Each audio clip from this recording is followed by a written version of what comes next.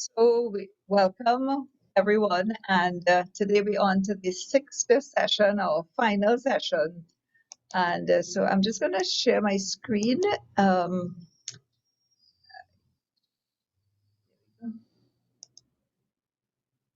on to the sixth session, so this is it, and it's been so really wonderful having so many of you come on and for us to chat. So I'm just going to give you a little idea of where we're going tonight, and we're hoping to hear from a lot more persons than myself and Sister Ruth, and I'm hoping that we'd have time that some of you would just give us some feedback where you want us to go from here, and so, or where you see yourself going from here. So Sister Ruth is going to take over as soon as I'm finished with my presentation, and Simon's. So today's format, we're going to have a little recap, and Harry normally does the recap. Yeah, and It's so nice yeah, being here with you for the 6 weeks, Sandy. well, thank you very much. And we've had the meditation. It'll flip to there, and then we're going to have our final talk, which is the gifts and benefits of meditation.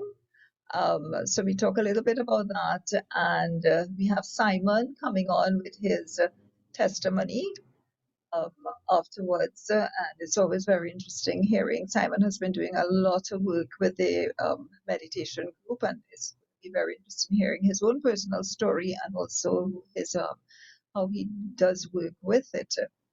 And then we're hoping to have us sharing. So I'm going to hand over to Sister Ruth from here. And when we hand over to Sister Ruth, hopefully we're going to have some cameras open. I don't know if we have the cameras open from then on, and we chat a little bit. Hopefully, some stuff, you know, to some of us to say where we go from here, and your options, our options open to you, what you would like to have. And then, of course, we close with our prayer, which is the WCCM prayer after meditation. So to get right in, there's a packed schedule today. We're going to just go into Harry with his just quick recap of what happened. Well, I just wanted to say how much I've learned from these 6 weeks, just as much as you. I've learned a whole lot. And on the first week, I learned that meditation, Christian meditation, is a form of prayer. I think that stuck with me. It's a prayer of the heart. And I remembered, and I now pay attention in Mass when I hear the words, lift up your hearts. So therefore, I took away from that first week the desire to lift up my heart to the Lord whenever I am praying the Christian meditation. And also, it is within that book, that famous book, Cloud of Unknowing. And then on the second session, I learned about John Main and how he rediscovered Christian meditation and how we've always had a long history within the Catholic Church, within Christianity, of persons rediscovering Christian meditation. And I think these 6 weeks have been for all of us a rediscovery of Christian meditation. We are discovering anew, but we are rediscovering it. And then on the third week, we saw all of the history of persons that we belong to a long history of persons who went before us and who all discovered it, rediscovered it, especially, and we featured the Desert Fathers in Egypt, but we came forward with Meister Eckhart, and Thomas Merton, and then John Main, and Lawrence Freeman. So we saw that we belong to a long history and we have ancestors. And then on that, was at the fourth week, we learned about the wheel of prayer. And just so happened that this week I was telling Sandy, I discovered that this wheel of prayer, all of these prayers lead towards the center. And what struck me in the liturgy on Sunday was the words, through him, with him, and in him, in unity with the Holy Spirit, all praise and honor is yours, Almighty Father.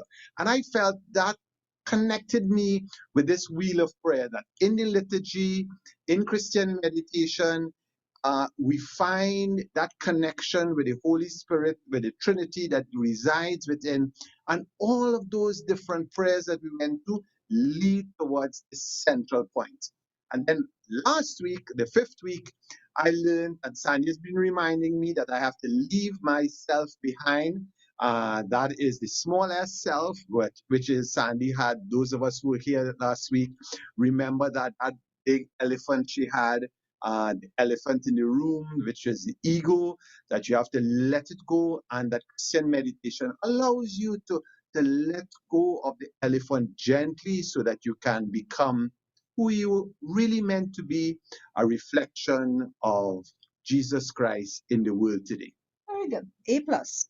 Thank you. Thank you very much. So today we're going on to our final session, and we're going to be talking about the fruits and benefits of meditation. So, a lot of times we ask, well, why do we meditate? What is it? What are we getting out of it? And we live in a world where we need to know that we're getting something out of it. So today we're going to talk a little bit about the fruits of meditation, the fruits of the spirit, and what are some of the benefits of meditation. So I want to start a little bit to roll back a little bit, because I think we need to give some context to what we're talking about, so that we'd understand a little more clearly when we come to the benefits of meditation. So you'd learn that there are 3 common types of meditation. So now, once something becomes a buzzword, they have all kinds of meditation all over. And in researching this week's, I went onto the NHS site, which is a site in London. And they have meditation now. So meditation is a big thing now in London as well, in the NHS. And they have all kinds of transcendental and all kinds of meditation. But the 3 common types of meditation that we want to talk about is the focused attention meditation, which is a Christian meditation that we do, mindful meditation, and compassionate and loving kindness meditation, which is the Buddhist practice. So I just want to go through very quickly what these are about, and it will help us. It will help put some context when we come on to talk about the benefits of meditation. So compassion and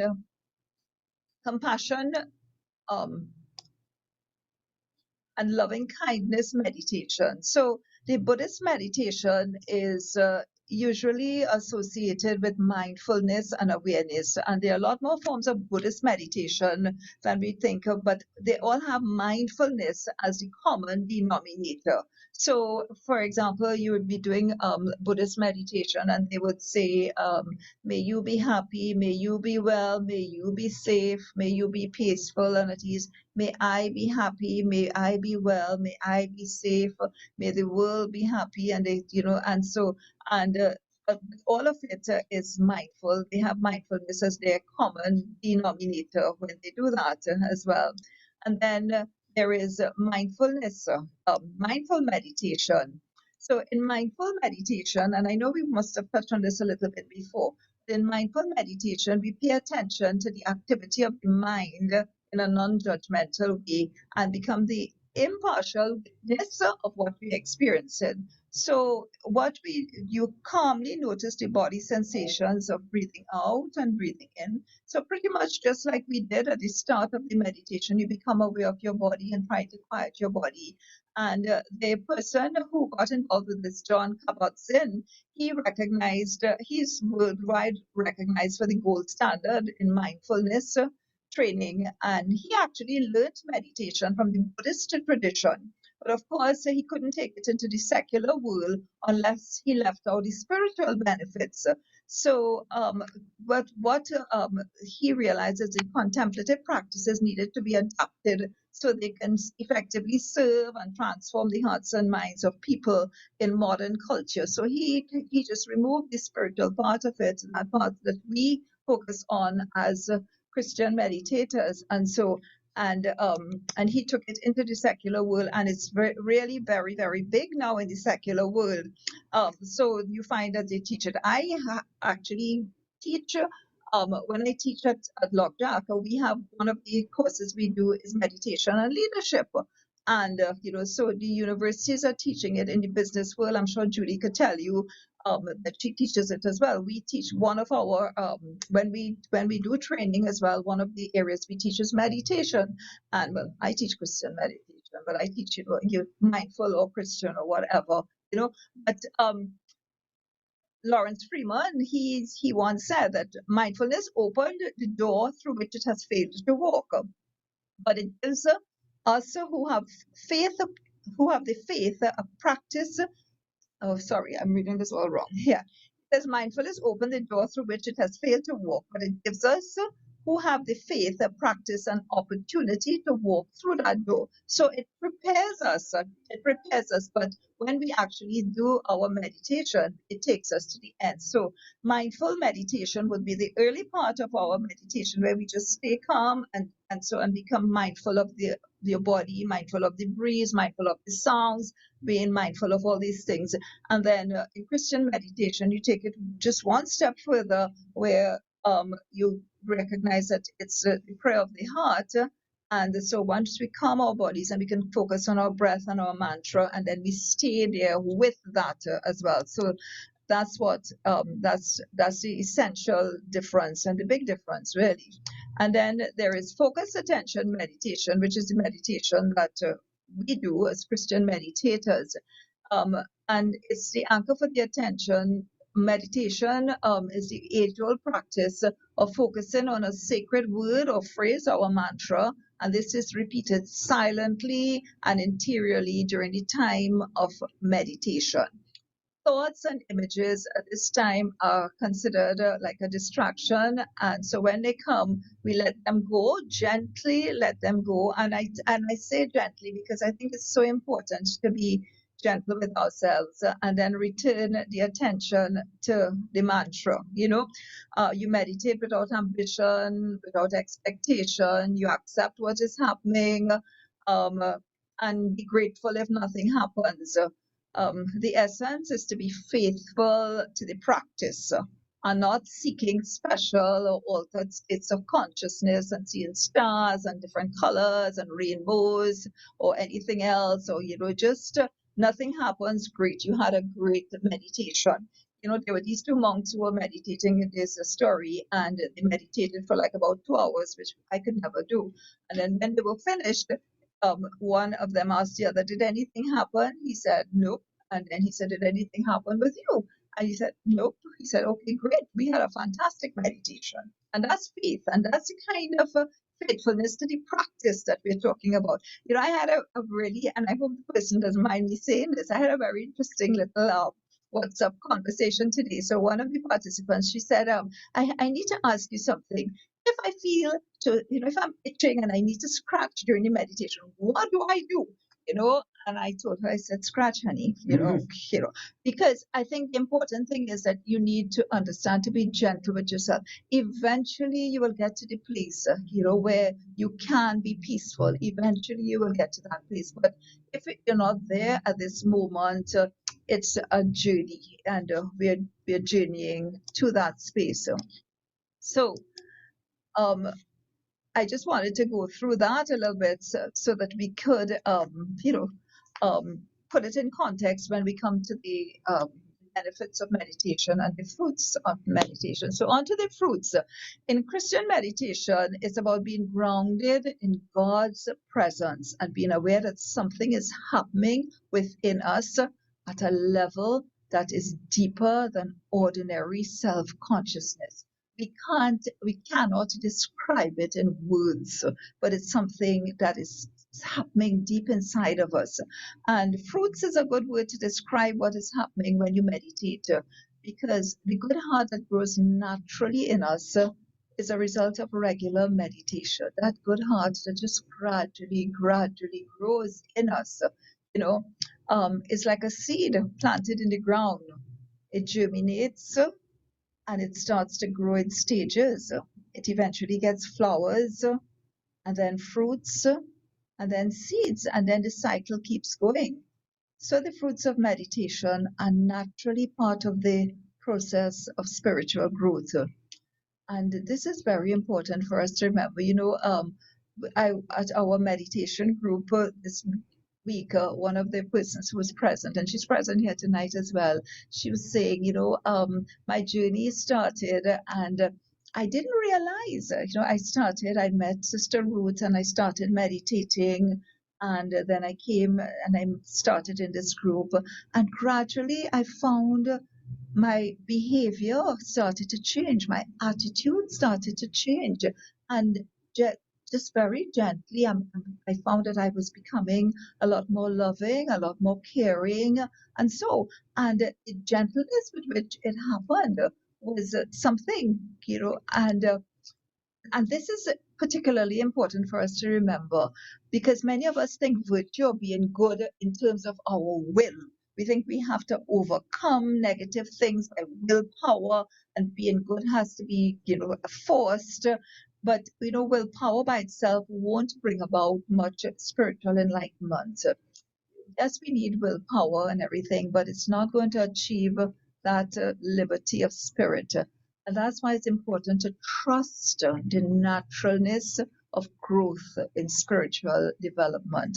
And it's one of the big lessons I learned in my life, in my own spirituality, learning to be gentle with myself and gentle with my spirituality and gentle with my, my in some of my journey has been challenging, and learning to question God, to talk to God, to ask God, and be gentle with my spirituality and not anesthetize myself or force myself or will myself into it, but just to be still and let God do his work in you because his Holy Spirit is in us.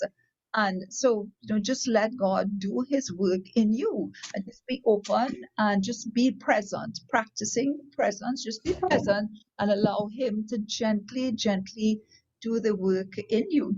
Yeah. And notice how much of it is about natural growth. In Jesus's parables, he talks so much about seeds planted in the ground, vines that grow. The seeds of these seeds are already within us as part of our essential nature. And this is what we are naturally. We are essentially nice people. We are naturally good people, and we have to believe that and believe that about ourselves and just allow God to do his work. So it's a combination of faith and grace. And grace is about that mysterious presence of the energy of love, some the energy of God in our lives, which is never far away. So we can forget or ignore that, but we need to always remember, to come back to it. We forget, we ignore, we whatever, but always he's still there. He doesn't go away. So the fruits of meditation, the fruits of the spirit cannot be seen as an egotistical kind of self-fulfillment. It's not, your ego is not going to do it for you. God has to do it for you. Yeah. The fruits of meditation are less easy to measure and can best be understood in terms of becoming less self-centered. This is somebody is let me just mute.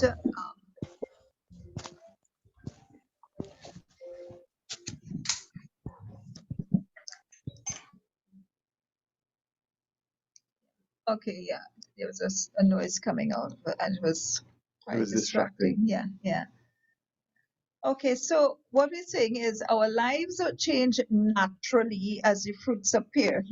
It's like, and I loved it. I use this pawpaw growing because, I'm on one of the Facebook pages, Trini Farmers, and there's this guy, he said, I am looking at these pawpaws on my tree and they're just not ripening. They've been there forever and they're not ripening, and the pawpaw is one of my favorite fruits as well. And I was laughing because while I was reading it, I bought a pawpaw in the supermarket and I bought a nice big green, with the lines which they tell you should buy it with.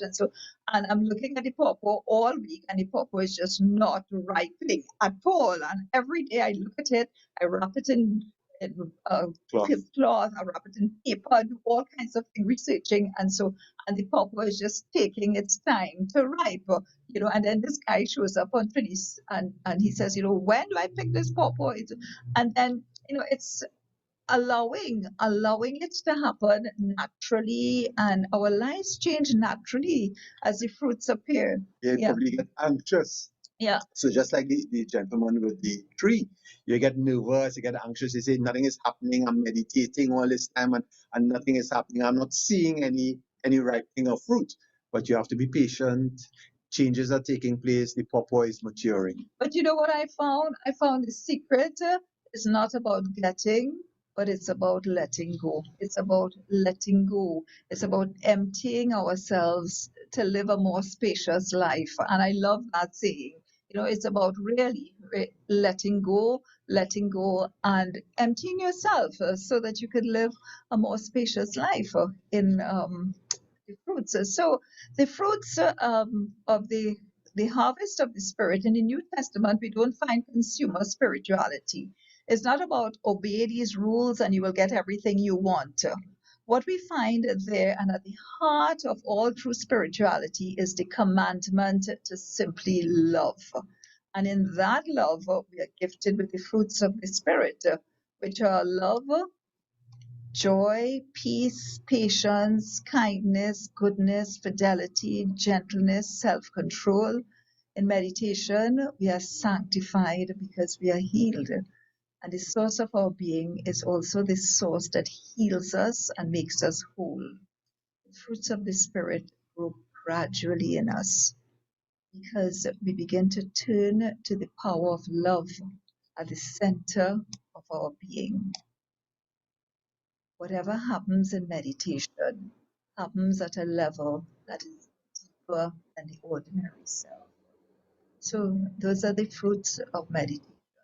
So we just want to go on now to the benefits of meditation.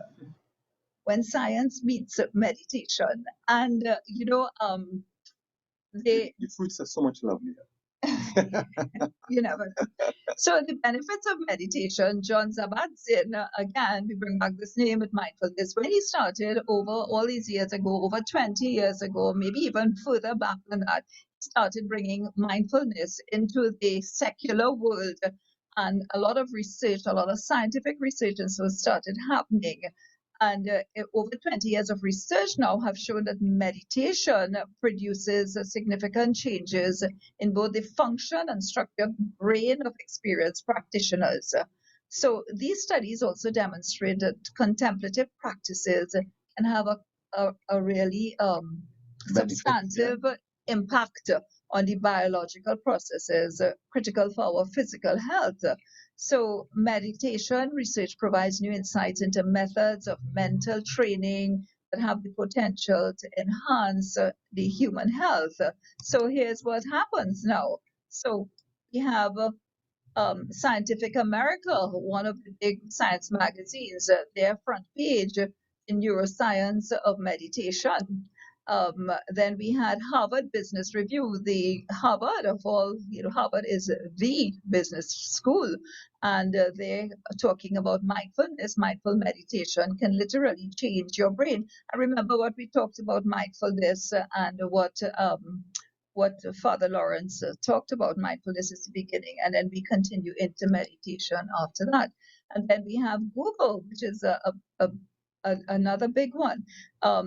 Google now has a meditation chamber at their headquarters, and they offer a blueprint for office well-being. So well-being now is, and Google has, I mean, if you visit their site and you see the fantastic meditation room that they have, and of course everybody else is doing it as well. So we have Apple, Google, all of these space and meditation rooms are now the hottest new work perks.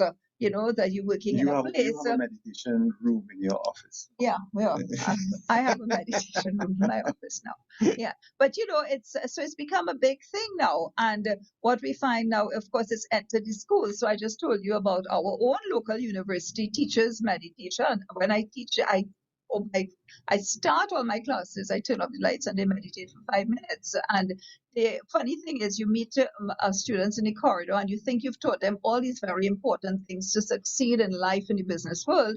And they meet you in the corridor and they say, "Oh, Mrs. Banguche, we remember you. You're the one who taught us meditation." And that seems to be all they remember, really.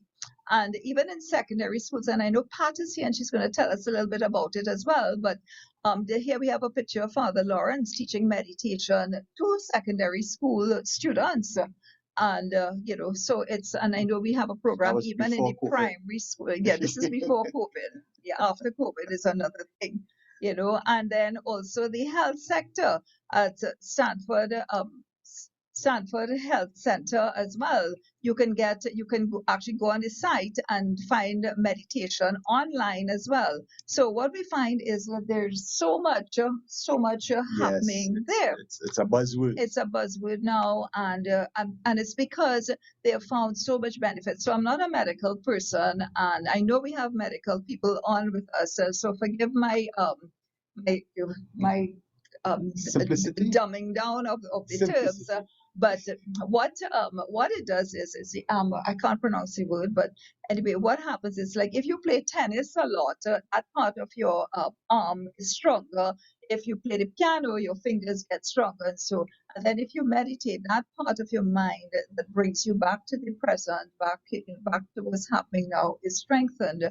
And so it causes a lot less stress in you. So the benefits of meditation can actually be arranged in 4 groups.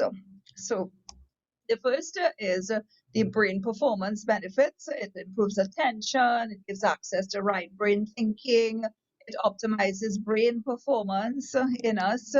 The mental health benefits, it reduces anxiety, it improves depression, reduces stress of living with chronic illnesses, reduces risk-prone behaviors, and I'm sure Simon, when he takes over, he's going to touch on this because he does a lot of work in this area as well. And we have the physical health benefits as well, positive impacts on stress-related conditions, lowers blood pressure. I know Hilary uses it with his blood pressure, and it keeps his pressure down. After he meditates, he always finds that his pressure is down, and it boosts the immune system as well. And some of the other psychological benefits, it improves emotional processes, it improves coping strategies, and it improves social functions. So that actually is the end of my presentation. I still prefer the fruits. Yeah, the fruits, the fruits over the benefits. Yeah. So I am going to now stop on my slide share. So as we talked about here, we talked about the fruits and benefits of meditation. And I'm going to stop here. I'm going to stop sharing now. And I'm going to look for Simon and spotlight him. And Simon has been... Great. So Simon, you're on spotlight now. Yeah. And I'm going to hand over to Simon to share his story with us. So, Simon, over to you.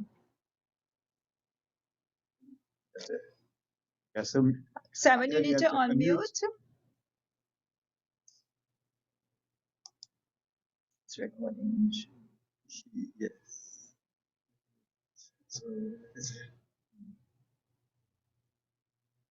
He's still muted.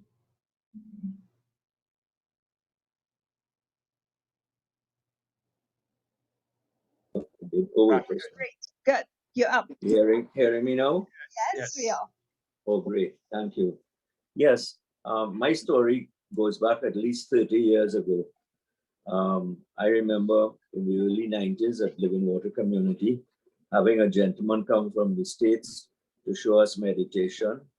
My only problem was in those days, I didn't read too much about meditation, and I dabbled in it. So I would meditate, and then I would have gaps in the meditation, and this went on for years. I even at one stage did a little bit of meditation with the centering group.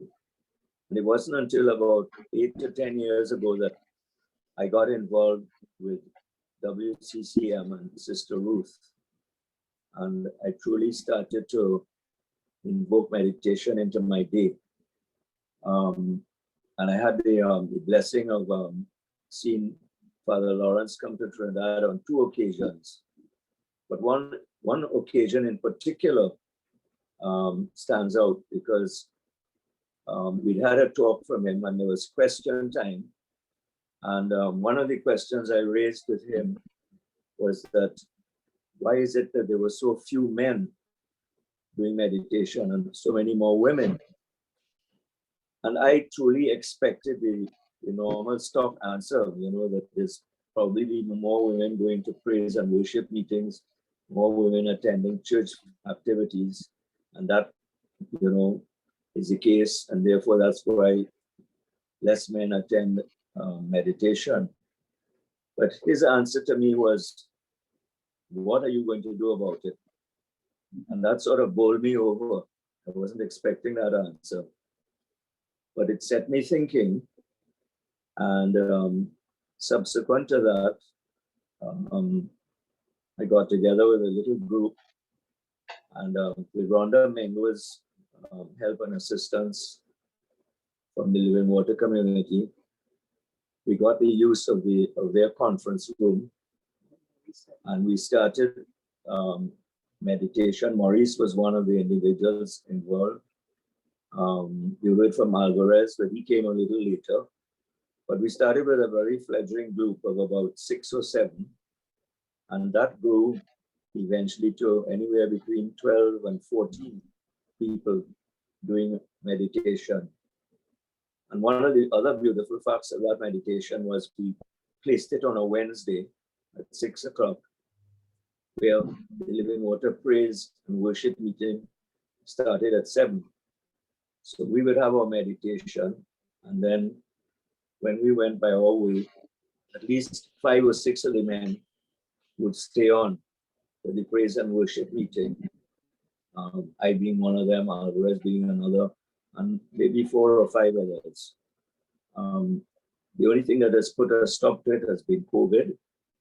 I am planning, hopefully, if there's not too much of a spike in COVID, I'm planning that in the near future we will host at least one more meeting physically a month, and continue to do as we've been doing for the last year, which is hosting the men's meetings every week by using WhatsApp. So I throw that out to the men who are watching the program here tonight, that if you're keen, would like to get involved with men in men's meditation, the name is Simon Healy, and my telephone number is 678-0694. So you can give me a call, and I can put you on the WhatsApp group, and you'll get little bits of information on that WhatsApp chat from time to time if we're going to be hosting a full physical meeting. Besides that, I've been involved with others in starting a group at New Life Ministries. That's been running for a couple of years for the drug addicts that are going through their training up there to be cured of their habit. And how we run that is one individual goes up every Wednesday at 9 in the morning, does meditation with the men, maybe has a little chat on one of meditation components like love, faith, or joy, etc. And then a short period of meditation, no more than 15 minutes, sometimes in the latter stages, 20 minutes. And that is run over 3 periods, a January to sort of end of March period, an end of April up to June, July, and a 3rd period from September to December. And as I said, we have one individual coming per week. So the individual that helps run it only has to go up once a month. There again, if anybody is living in that area and is interested, it would be very nice if we could have help. And instead of one person going up, if we could have an assistant going up with whoever is going up on that week. So those are the 2 areas of meditation that I am involved in. I also attend a meditation group that is run by Michelle for people who have been grieving over the loss of either a child or a spouse, and that is held once a month on a Friday evening. And maybe, I don't know if Michelle is going to talk about it later, but that is a third form of meditation that I do attend. As far as what meditation may have done for me, there's two spokes that I'd like to highlight tonight. The first spoke leading into the hub and the stillness of Christ is that spoke of little, what I call ejaculations, little short prayers during the course of the day. I have my morning prayer, evening prayer, but during the course of the day, I have found myself from time to time, at a checkout desk in a grocery, rather than just saying thank you, saying to the cashier, blessings to you, praise be to the Lord.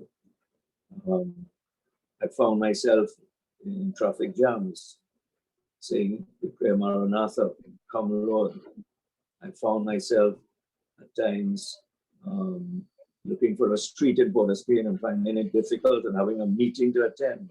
And suddenly the street name will pop up and I will say, oh, praise the Lord. And that to me keeps a connection between morning and evening and gives me a sense of knowing that the Lord is with me and holds me throughout the course of the day. And it's just short, as I say, short little ejaculatory prayers. And a second spoke that I would like to speak to you all this evening about is I have found certainly in recent times that the Lord has at times placed in my heart a message.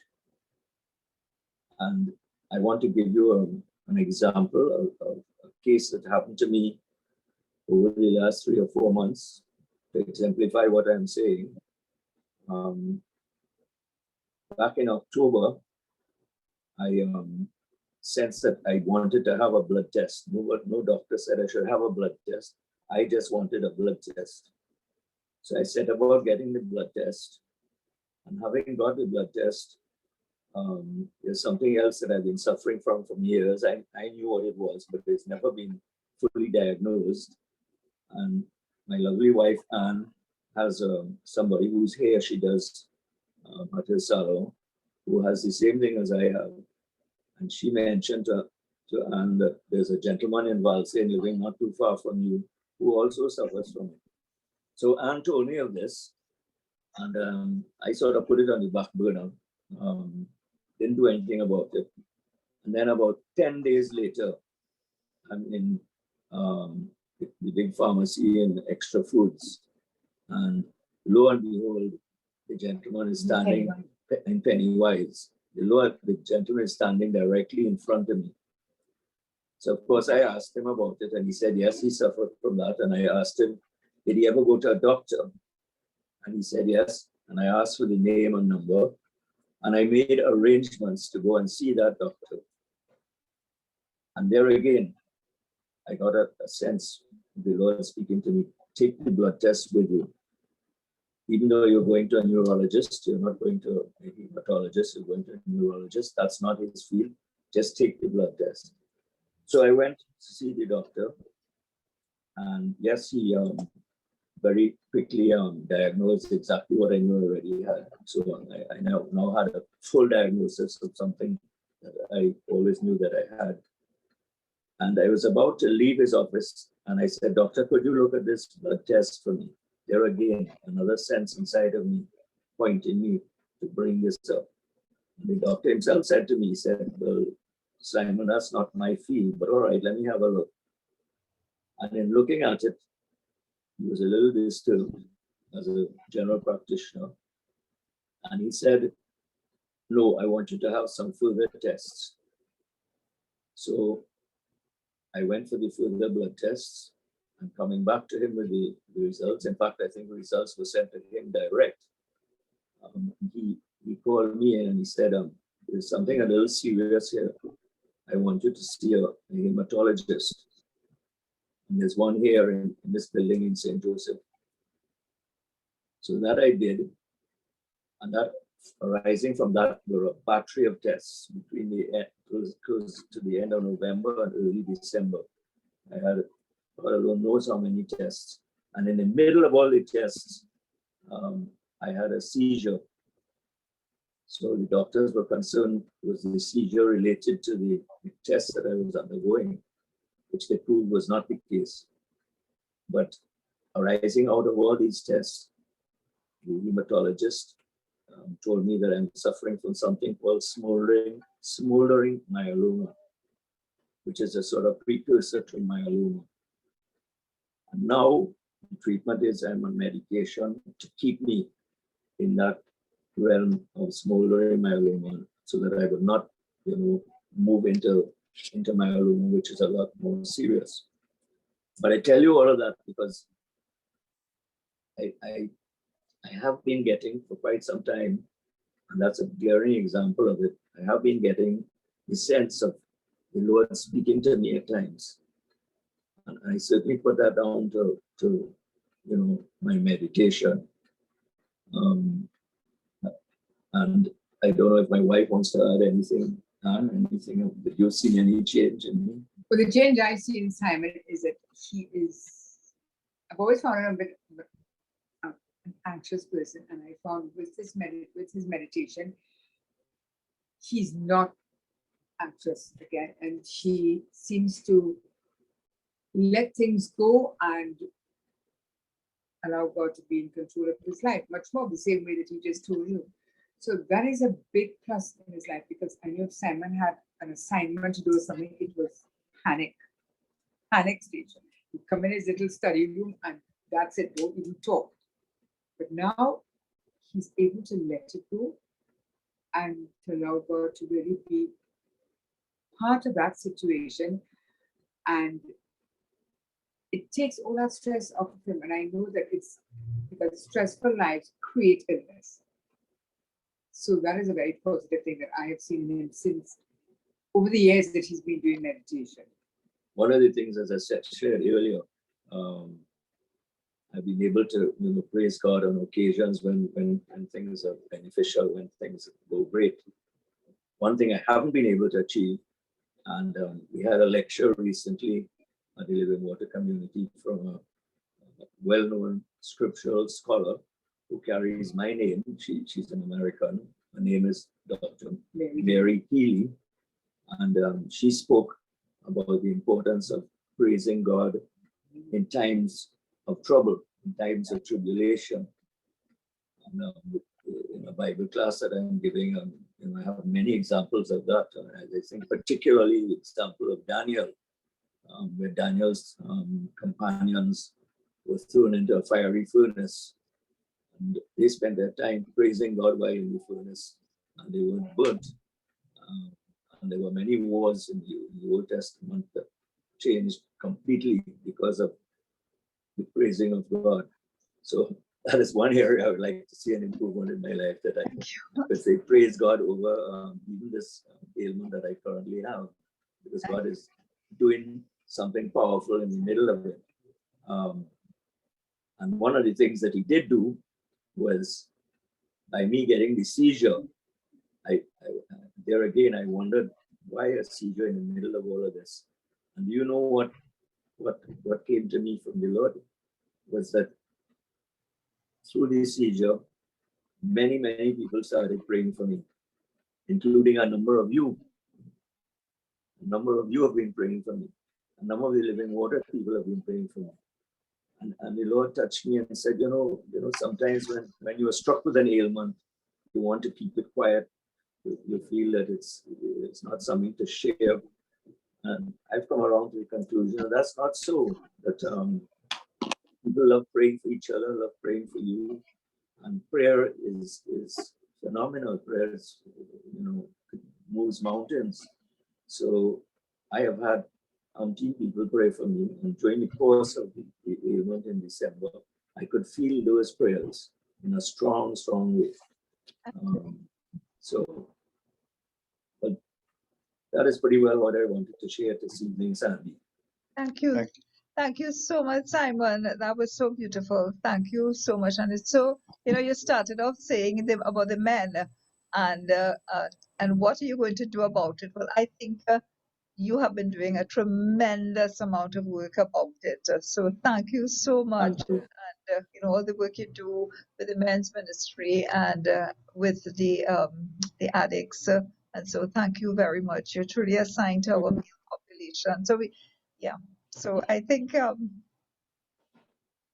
we need more men like you in Trinidad, Simon. Thank you so much.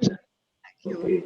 So I'm going to hand over now to, I'm going to go back to gallery view and look for Sister Ruth. There she is. So Sister, I'm just going to spotlight you and hand the show Simon. back to you. Yeah. Am I supposed to dance or sing? It will certainly help. Well, first of all, thanks again, Simon. And for all those who gave testimonies, every time I hear people speak about what meditation has done for them, it is a very humbling experience because, we are just facilitators. We get a gift. We see what meditation has done for us in our lives, and we have this urge to share it. And very often I'm amazed at what happens, because I think we have to realize we are just instruments of God. We share the gift and the Holy Spirit takes over and she does her work. And so that I think what we have shared here and what Sandy and Hillary have shared over these weeks, and all those who gave testimonies, all those who worked in the background, it was a gift, a way of sharing the gift. Anybody who meditates is automatically a member of the World Community for Christian Meditation, and of course, part of our Caribbean community. So as we move forward and we say, well, what are we going to do with all these things that we have learned, the experience of meditation? We have to try to strengthen our own practice of meditation, because that is what is going to anchor us. We have all these talks, these 6-week talks online on YouTube. Go back, look at it again, and try to anchor yourself in the daily practice of meditation. We have done 10 minutes, try to take it to 20 minutes, try to take it to half an hour, try to integrate it into your daily life. If it's 10 minutes in the morning, 10 minutes in the evening. So go back again, don't let these things on Facebook or YouTube just disappear. Go back to it once a week, once a month, and keep your practice anchored. Then you can share these same talks with other people. Send it to a friend. When you will begin to see meditation change your life, share it with others. Share it with somebody in your family. Let's look at the talk together. Let's look at the 6 talks together and see maybe we could start a little group in the family that is share meditation with our spouse, with our children. And then we can join a group. We have in Trinidad about 14 groups before COVID. We are down to about 8 now online, either on Zoom or WhatsApp. We're going to put up a list of them in the recording so that you can go back and check later on. I think meditation is a new call to us, especially in our confused and world of conflict.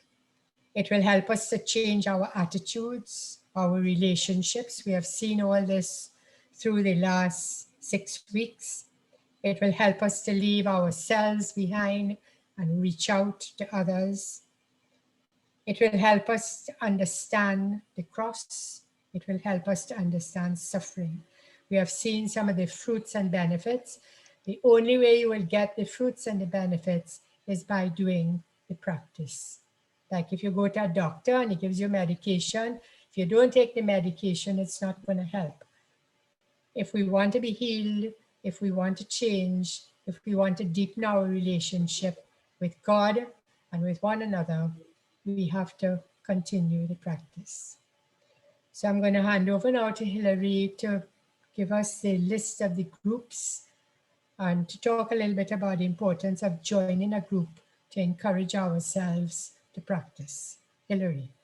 Yes, I would like to, first of all, I would like to say it was a pleasure, and I know I speak on behalf of everyone here tonight being part of this. And I think being in a group makes such a difference. Being able to come together, there is a certain amount of unity.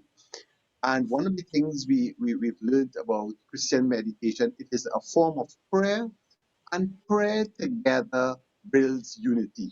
So I would like to recommend everyone, Stanley has it on the screen, there are a number, there's Sunday, Monday, Tuesday, Wednesday, and Thursday. They have different ways. And you also have at the meditation center as well. And what we have found, we have been practicing meditation in our group now for over 5 years. It has now, because of COVID, we are doing it online, and you are always welcome to visit us any Monday evening at 5:30 p.m. It is, for me, very, very life-giving. I think that's the best word for me. Meditation, Christian meditation has been very life-giving to me. And for us husbands, it has improved the relationship with my wife very much. We are now much more calm together. And I heard Simon and his wife speaking about that. And I would like to underline that it has brought us closer together. And there is a certain more gentleness between ourselves. And we've gotten to know each other much better in our group. I would like to encourage you to be part of a group and not just stay by yourself to do Christian meditation. So to quickly go through, on Sundays at 4:30 at the meditation center, there's a women's group that meets, and that group is looking at people 25 to 40. On Monday, Michelle Young Cheese group meets on WhatsApp, and we have the numbers right there. They meet at 9 o'clock in the morning. At 5:30, our group, Bible Circles and Meditation here, we meet on Zoom, and we do meditation followed by Lectio Divina. So you can just come on for the meditation and leave, or you can stay on for the Lectio, but we do both meditation and Lectio Divina at our group. At 7 o'clock, Judy McSween meets, and she does a Zoom, and so you can contact her. On Tuesdays at 6 o'clock, Pat does it on Zoom as well at 6 in the evening. On Wednesdays, we have Carolyn Skerrett, and she would do it as well on WhatsApp. And on Thursdays at 5 o'clock, Simon Healy does it on WhatsApp as well. I know they have the meditation center. I don't know if Sister wants to talk about that a little bit. Sister, I'm just going to put it back to you. Sure. Okay, thanks, Hilary and Sandy. Before we get to the meditation center, we have some of the group leaders here with us. So I'm going to just ask a few of them briefly to talk a little bit about their group and also about work that they do with the community. And I'm going to start with Judy, if we could find her. She's sitting somewhere in a big chair. Yeah, so I'm just going to ask everybody if you want to on your screen so we can just talk like a community, chat as a community now. Yeah, so. Judy? Judy, are you there? Are we seeing you? Yes, I'm here. I'm here. Thanks for calling me. First, I have to disappear in a little while. And before you disappear, today is Judy's birthday. She is a tremendous gift to the community. She has done immense work with us. She's been a gift to me as well as to the community. So we wish her a happy birthday. Happy birthday. Happy birthday, Judy. Happy birthday, Judy. Thank you. Thank you, everyone. So my group is based in Diego Martin. When we face-to-face, it started at my home, went into the church at the invitation of Father Leo. And well, now that we are virtual as a result of COVID, it's been in operation for about 18 years. It starts at 7 o'clock because it's primarily a business community. So people from work, they come straight into it. I'm also actively involved in introducing meditation anywhere I see it's going to be of benefit. So I get calls from ministries in the church to introduce meditation, from schools. Sister Ruth, as she was saying earlier on, we've gone up the islands, introducing it to business communities, children who are at risk, who live in homes, special homes. We've worked with them. In the business community, one of the things that is, if you read, especially during this COVID period now, is the importance of inner peace. They've identified inner peace as a critical competency for leaders. So at this point in time, you find a lot of, within the corporate sector, there is a demand for programs that introduce the whole stillness. And that's how I would normally enter it in, as stillness, in order to facilitate the benefits that Hilary and Sandy just shared. Because recognize that as the fruits of the Spirit manifest themselves, it brings us to inner peace. And once there is inner peace, our relationships are better. If our relationships are better in the organization, we're less likely to take a day off because of it. So I introduce it initially as the silence, and then recognizing that once you start becoming silent and you're doing that internal work, you become more self-aware and you become more grounded spiritually, so that it is able to touch people of all religions as well as those with no religion, because even atheists recognize that meditation is important. Unfortunately, the neuroscience has come along and is reinforcing, well, validating, I should say, what we've known all along, the benefits of meditation. So now for those who need to have statistics that validate it, that is around. So you can see that the numerous benefits, there's a list of 100 that I'll share with Sandy so she can share with you all as well, the 100 benefits of meditation. So that's just to say that, meditation is really, they refer to it as a pearl of great price. And whenever I am impacted, that something, personally impacted by something, I want to share it. And so anybody who knows me knows I'm always talking about any meditation wherever I go. So anybody who speaks of anxiety or speaks about wanting to know God better, that's where you drop the pearl of great price. So I encourage all of you to tap into our groups and form your own group and, just flourish in the gift of meditation. Great, thank you, Judy. And Pat Awai is somewhere here. Pat, can you show yourself? Pat is our coordinator with children, and she'll tell you a little bit about her work with children and the schools.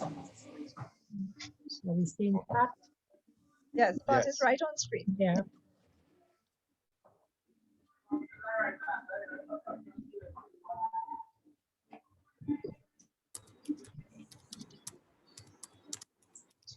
We're getting problems with Pat's audio.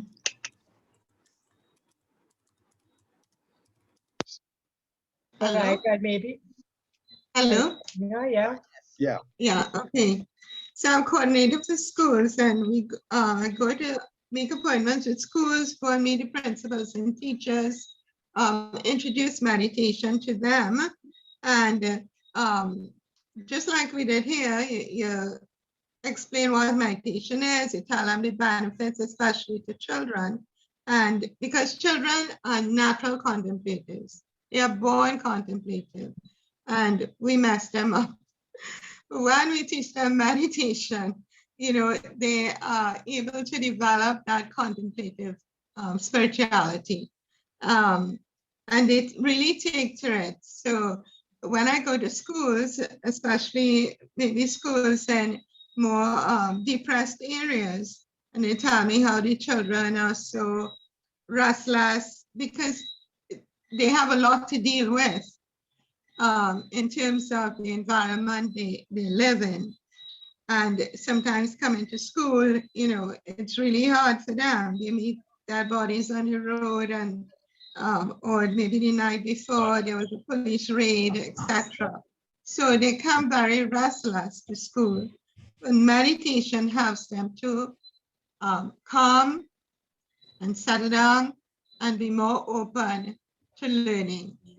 And that is the main thing that with meditation. So a lot of principals report that after a period of meditation with the children, they have less discipline problems in the school. And you find children behave better, and they take it home to their families, their brothers and sisters, their parents, so it spreads to the family. And of course, in terms of the schools, you have to do follow-up to ensure, well, to see if they have any problems, experiencing any problems, or maybe they'd like to go into a different area, like with their exam students, and that stress for exam, they want a special talk for their exam classes. Okay, in addition to that, I also work with WCCM International, and they have now a meditation with children and young people, and we're trying to develop training programs for facilitators and for teachers, right? So that would help a great deal because I have two people who helped me. One is Ann Smith. She helped in Central, and I was really appreciative of all the help she gave. And then Carolyn was helping me in the East. This was all before COVID. All right, so, but we're looking forward and hope, because we're developing training programs for both facilitators and teachers, and hopefully that'll make a big difference. And I hope that some of you who are listening and you're interested in schools, especially primary schools, the young children, you know, if we can get them meditating from an early age, it will make a difference not only to them, but to our nation later on. So says the Dalai Lama.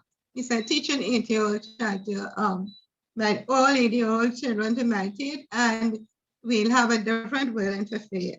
So it's a 50-year plan. Okay. I also, the Assumption Meditation Group, I also lead that. Sister, it was Sisters Group before, and she asked me to lead a couple of years ago. And since COVID, when COVID happened and we were in lockdown, we went to WhatsApp, and then we migrated to Zoom, and with great difficulty, but we did it. And we haven't missed a week, but except for when we officially closed for Christmas. We went right through August last year, and people didn't want to stop. That group is 41 people registered, but we have like up to 18 people. You know, it fluctuates every week, and we have much as 18, sometimes low as 12 attending, but they're there. And also, I used to have Simon with meditation at the New Life Ministries. And I also work at the center on Wednesdays from 10 to 2, where people can come in if you just want a quiet place, or you want to meditate, whatever you want to do, we would facilitate you. And that's it. Thank you very much. Thank you, Pat, and for all the work. Rhonda is somewhere around. I think she's going to just say a few words about the Living Water group that she facilitates with Michelle on a Monday. Rhonda. Hey, everyone. Everyone's hearing me? Yes. Yes, okay, yes. So yes, I'm Rhonda and I do assist Michelle Ayongchi, who's been a leader there. Sorry, Michelle, I didn't get the time frame for when the group started, how long ago? We forgot to include that. But I have been meditating with the group for about 2.5 years. And pre-COVID, so we met at Living Water. It's mainly a ladies group and it comprises retirees and housewives for the most part.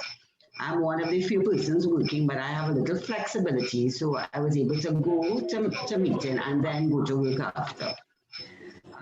But when the pandemic began, our members recognized, as we have seen, the fruits of and the benefits of meditation, and everybody realized that there's no way this could stop.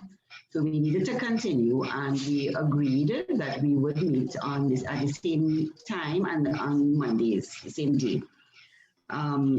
We have a WhatsApp group, so that's how we meet. And basically what we do is that we share readings before and after the meditation. And then we also have the opening prayer and closing prayer recorded. So those are sent on the WhatsApp group, and we will all just sit in our own places and meet.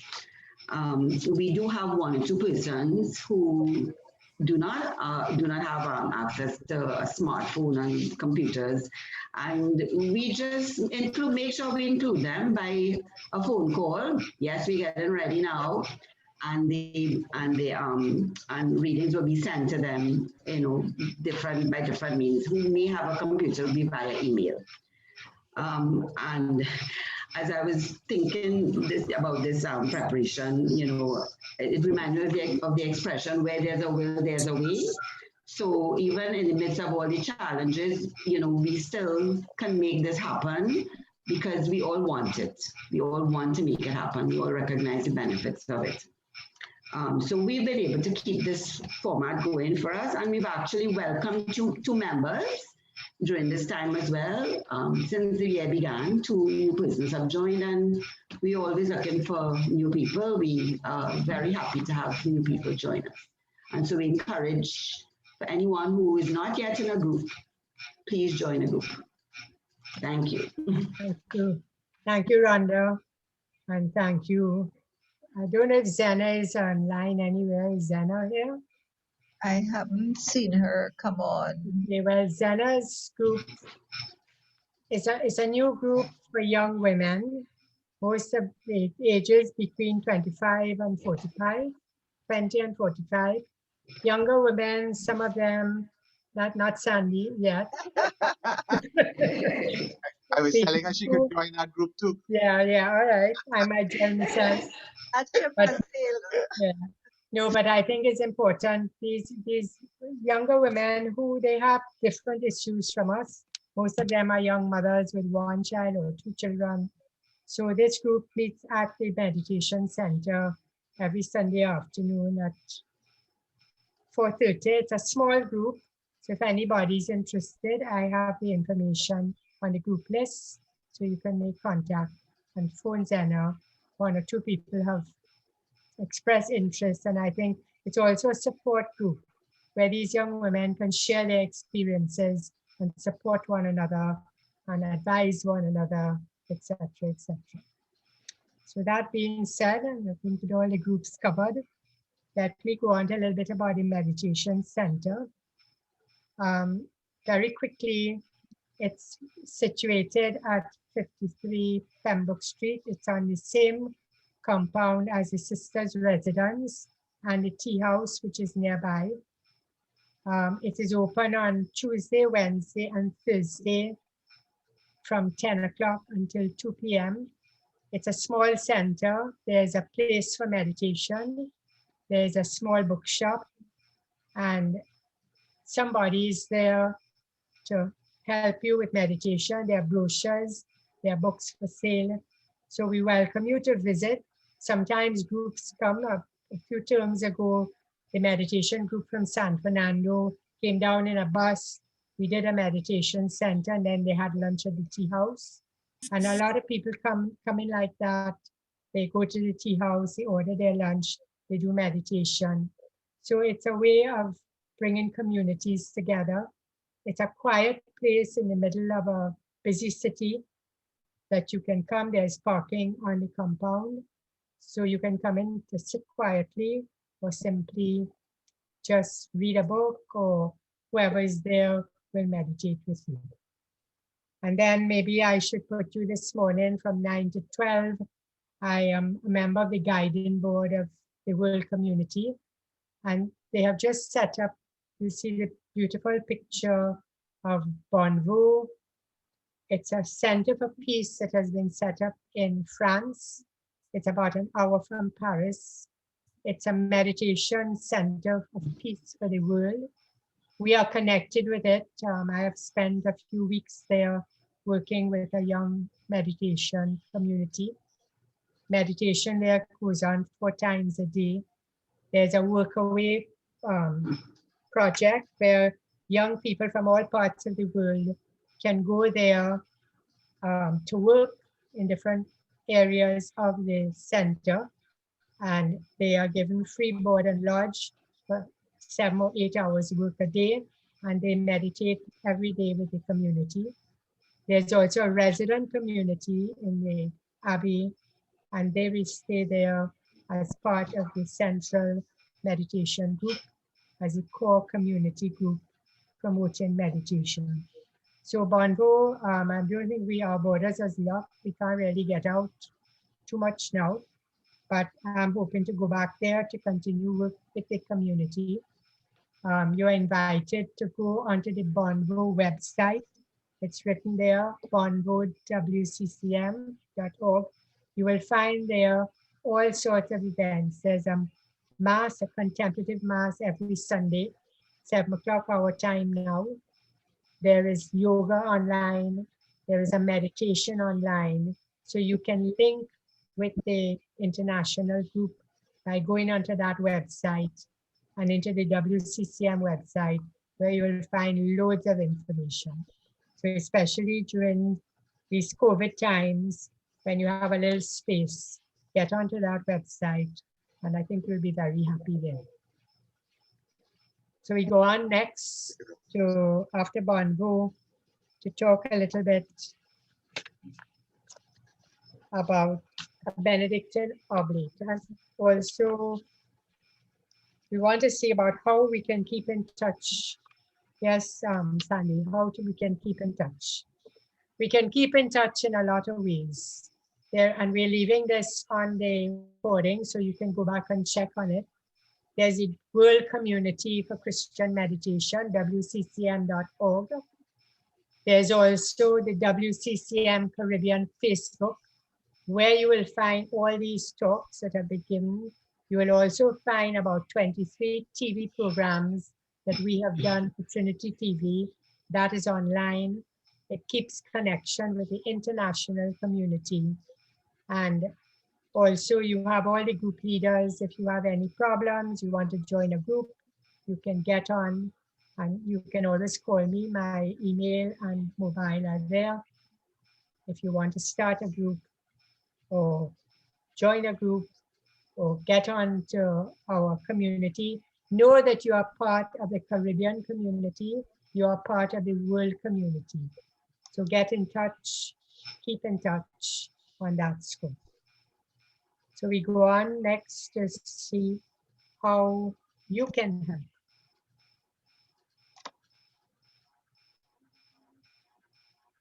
Sandy. Yes. How you can Oh, Next slide. How can you help? oh, there's no how can you help, sister? There's a Benedictine. Okay, well, let me tell you how you can help. We have, I thought I sent you a slide with the WC, with the bank account and all that. No, I didn't. Put it on. But I could. Right, well, we'll have to send you that separately, but Oh, basically, go ahead. right, and let me go on to Michelle. We also have a number of people who, after many weeks, months, years of meditation, begin to feel that they want to go on a deeper spiritual path. And there is what we call the oblate path, where you can become a Benedictine oblate. I'm going to hand over to Michelle just to say a few words and to present some of the Benedictine oblates that we that we right now have. So Michelle.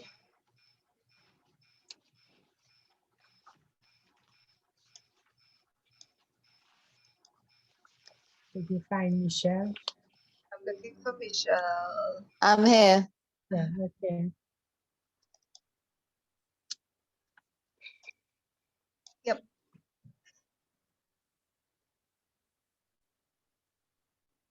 Michelle? So yeah, go ahead. Yes, go ahead. Okay, the oblate path. It's a way of entering more deeply into monastic wisdom, following the rule of Saint Benedict with his tenets of stability, conversion, and obedience, which correlate with meditation practice as stillness, silence, and simplicity. The roots and essential spirit of Christian monasticism is lay, meaning lay communities. And the Benedictine oblate path is a contemporary way rooted in the universal wisdom of the monastic tradition. John Main founded a new development of the monastic path for modern life, a committed contemplative life in a monastery without walls, which is what the World Community for Christian Meditation is, or WCCM. It's a monastery without walls. What does this mean in day-to-day life?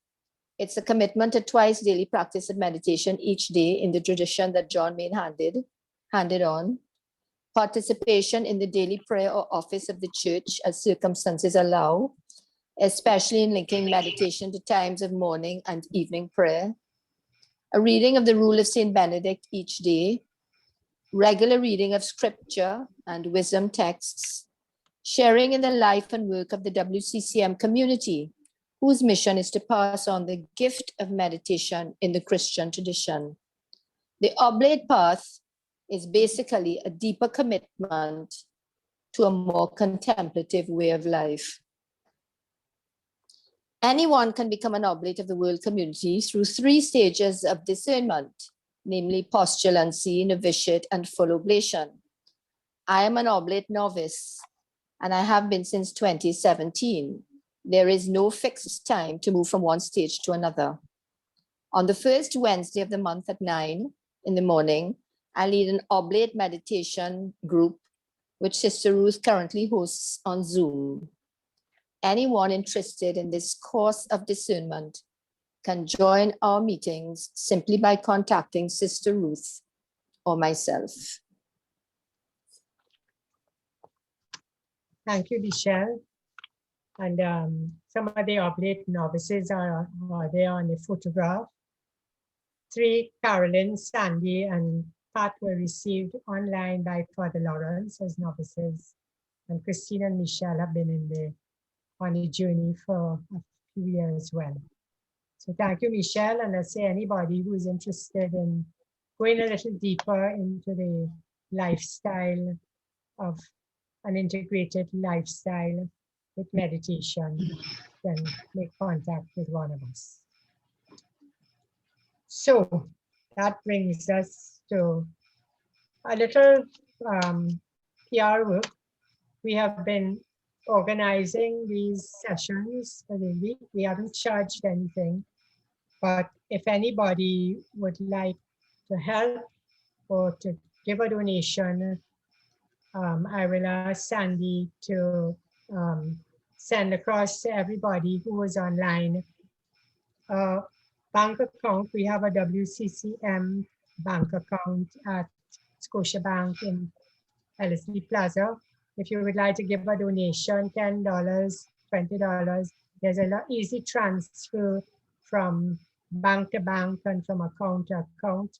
You can do that, or you can make a check to WCCM Caribbean and either drop it at the center or post it to 53 Pembroke Street. We'll send all that information on an email, and we leave it to you to help to keep this program going.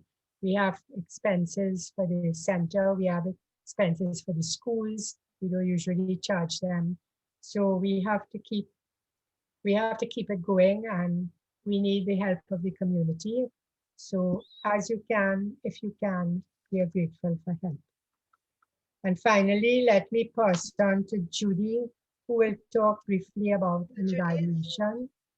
Judy has had to leave. I think her daughter was hovering over her because it's her birthday. So I could probably just mention that, well, we're going to have to, yes. Yeah. Yes, we're going to have to do a little evaluation. So we want to ask you to please, I'm going to post it tomorrow along with the information that Sister is talking about, with the account number and so on. It's a very, very, very short evaluation, just about 10 questions, and you just click your answers. And we'd really appreciate the evaluation if you respond to it, because we can understand how to do it better and how to, so the next time we give this course, if there are things that you would want to see improved, if there's things that you would want to go from here, if other things that you would like to find out about, also if you want us to do some other program as well, we could find out. So the evaluation would really help for us, and it's part of the WCCM method that we do evaluation afterwards.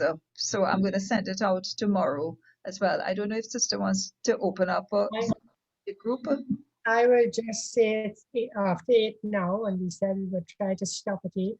But Sister, I don't know if we want to give them a chance. If anybody would like to make any remarks or say anything, just put up your hand and Sandy will put you on. So the floor is open now for a few comments. The cameras, yeah. Remarks, comments, what you thought of these sessions, if you think it was useful, etc., etc., etc.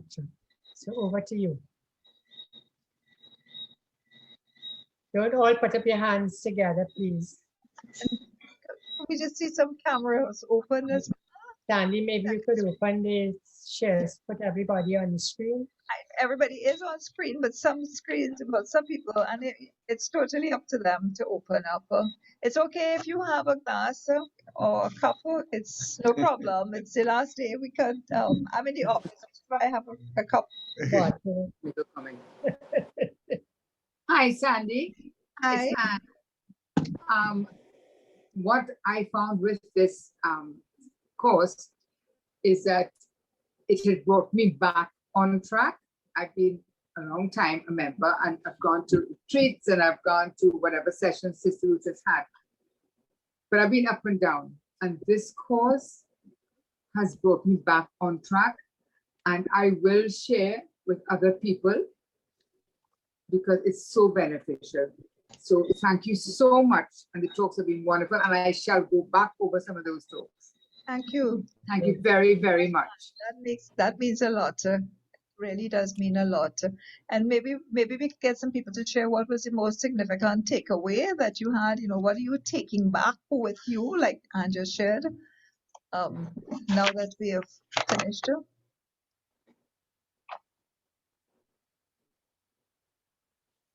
Remember to unmute if you're going to talk. Hi, I just want to say a quick hi. There's Dwight here. Hi, Dwight. Hi, everybody. I haven't been able to get most of the most weeks I wasn't able to be here, but the little that I did see, I certainly intend to join a group. I think you all really did a great job. It was well organized, presented. I'm glad to see Alpha, my friends Alpha and Rhonda, there in it also. And just keep up the good work, and certainly we will be joining a group. It seems to be just what I need at this time. Yes, and if I could add in too, I already wrote down things. I see they have parties doing meditation for children, somebody doing for young women, all the different things. So interesting, and in all the testimonies, I was able to get something from each testimony that really resonated in my heart. And I was actually kind of glad I missed one session or two, because going it back over on YouTube, I was able to catch a lot. So I really thank you all for this. And I'm sure this is going to be take off and a lot more people will join. So thanks. Yes, it's what we need for these times, it's very Yes. timely. Thank you. Thank Thank you, you. Dwight and Christine. Thank you so much. Okay. Thank you so much. I too would like to just very quickly share that I've been meditating in Sandy and Hillary's group since 2018.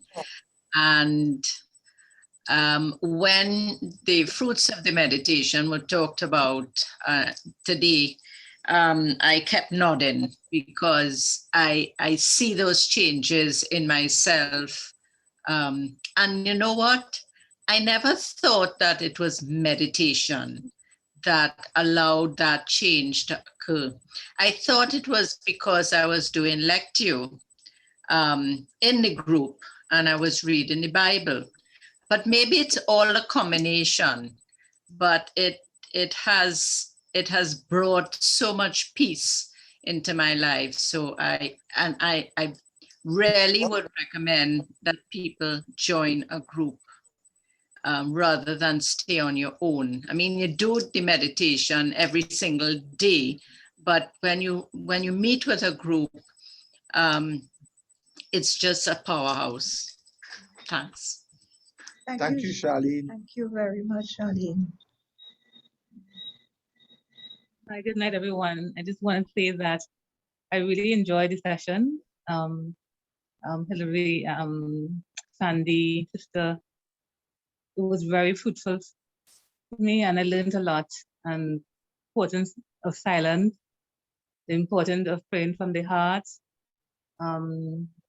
Michelle mentioning that idea of pausing before, speaking. All these things I learned. I think even in the short sessions, I've learned to be less anxious, and I think it's a blessing. Sandy mentioned it to me at church and said you should join it, and I wondered if I should or not. But I think this is what I needed for my Lenten, getting closer to God. So I'm very thankful and grateful for it. Thank you so much. It was very professionally done. Thank you. Thank you, Michelle. Thank you so much, Michelle. Thank you. Good night, everyone. Are you hearing me? Yes. Yep. My name is Maria, and I'm very grateful for this session, this 6-week course. My takeaway is, I honestly did not know I could find 20 minutes in the day to meditate. And I always remember the first testimony, Sister Ruth says, when you don't do it for one day and you feel you miss it, I instantly felt it. I was like, wait, something's wrong. And I didn't even feel it like when I was about to fall asleep. It was like after lunch, I'm like, I didn't do something today. I can't find 20 minutes to paint my nails, but I always found 20 minutes to meditate. And I'm very, very thankful for showing me how to do it. So thank you very much to all the facilitators in this course. Thank you, Maria. It's Thank so you. nice to see you finally. Maria and I have been corresponding since the course started. It's so nice to see you finally.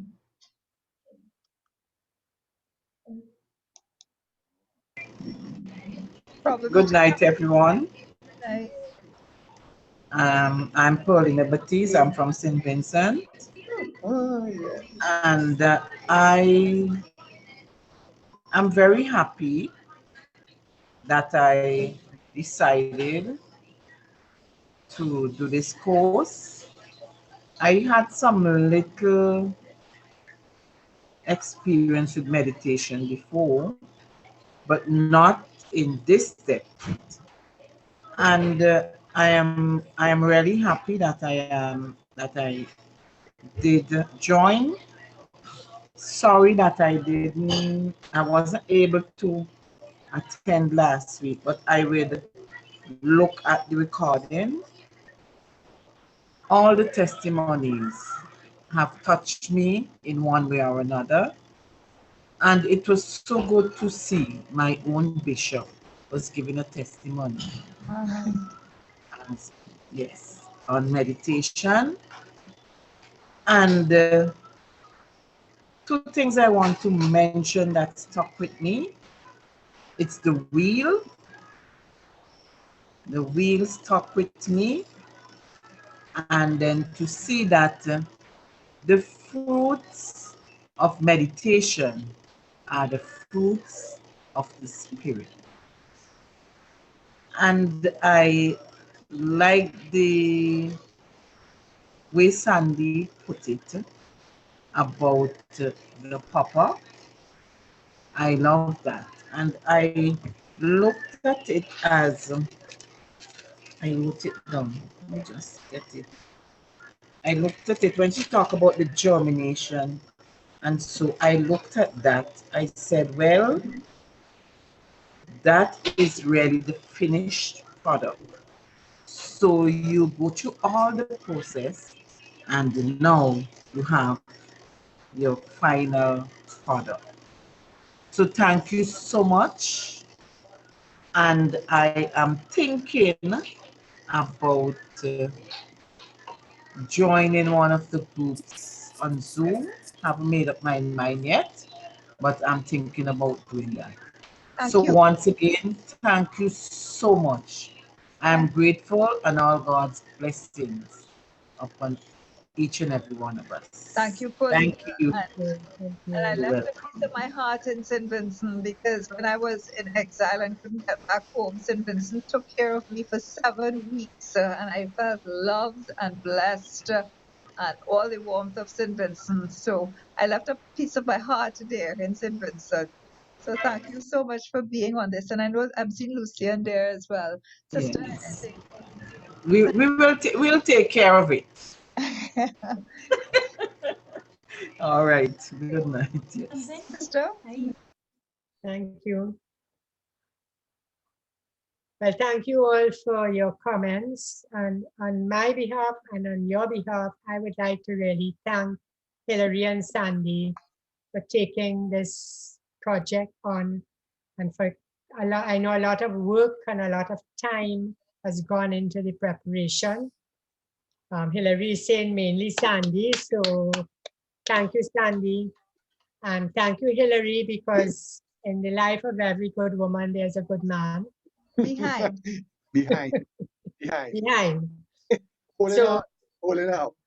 you all have been a gift to the community, and we are really very grateful. I am going to share these 6-week courses with the international community, and I think they will be very happy to, because they're looking for new ways of sharing with national and international communities.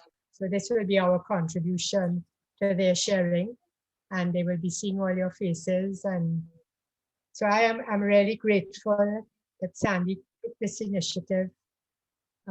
She has really grown and developed into a leadership position in the WCCM. And I would also like to thank the other group leaders who really work very hard in their own areas. Everybody, we have a leadership group of 8 and everybody takes on responsibility. So hopefully one day soon, I will be able to sit in my rocking chair and see how everybody is doing everything so beautifully. Not soon, sister, not soon. So again, I thank you, and I want to show you, that my prayer every day for our Caribbean community, for our Caribbean islands. And I think if we as a Caribbean community want to change our countries, want to change our own lives, want to make our countries a more patient, loving, faithful, kind place, the way to go is to share the gift of meditation. Because if each of us can display the fruits of meditation, all our violence, our conflict, our anger, all these things will fall out of our lives, and we will fill our lives with the fruits of meditation and the gift of love. So thank you again, and I hand over to Sandy and Hillary for the final word. So thank you all very, very much. And it was a pleasure doing it. And I thank you for the opportunity to be here and to share with you. So we just end with our closing prayer.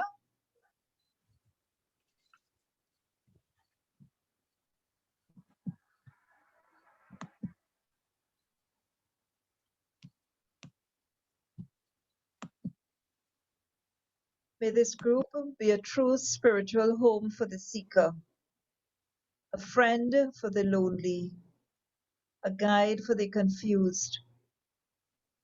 May those who pray here be strengthened by the Holy Spirit to serve all who come and to receive them as Christ himself. In the silence of this room, may all the suffering, violence, and confusion of the world encounter the power that will console, renew, and uplift the human spirit.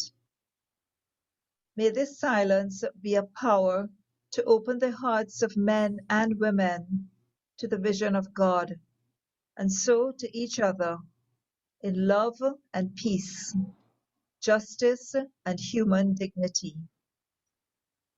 May the beauty of divine life fill this group and the hearts of all who pray here with joyful hope. May all who come here weighed down by the problems of humanity leave giving thanks for the wonder of human life. We make this prayer through Christ our Lord. Amen. Amen. Amen. Good night and God bless. Stay in touch. I'll send you the email tomorrow. God bless. God bless. Thank you so much, Bye. Hillary and Sandy. Bye-bye. God bless Good night, you. everyone. Bye. Thank Good you. night. Thank you very much. Thank you. Beautiful. Have a great It was Easter. lovely. Be Bye-bye. safe. Thank you. Bye-bye. Sandy, would you be sharing the which class, which meditation group, would you be sending that list out? Yes, we're sending all the Okay. information. Yes. Thank you so much. You're Good night. welcome. Good Good night. night. Bye-bye. Bye. Happy feast day. Yes. Happy Holy Week. Bye-bye. Happy Oh, Holy Week, yes. Happy Suzanne. Holy Week. Yes. Suzanne Happy has Holy Week. survived. Suzanne. Suzanne, where's she? She left. She left. All right. Okay, thanks again, everybody. Okay, bye-bye. Good night. Have a Thank good you, Easter. sister. Bye. Thank you. Good night. Night. Bye, everyone. Thanks Bye-bye. again, Sandy and Hillary. Bye-bye. Good to It see was you. wonderful. Thank you. Bye. Presents. Pause. It was great. Presents.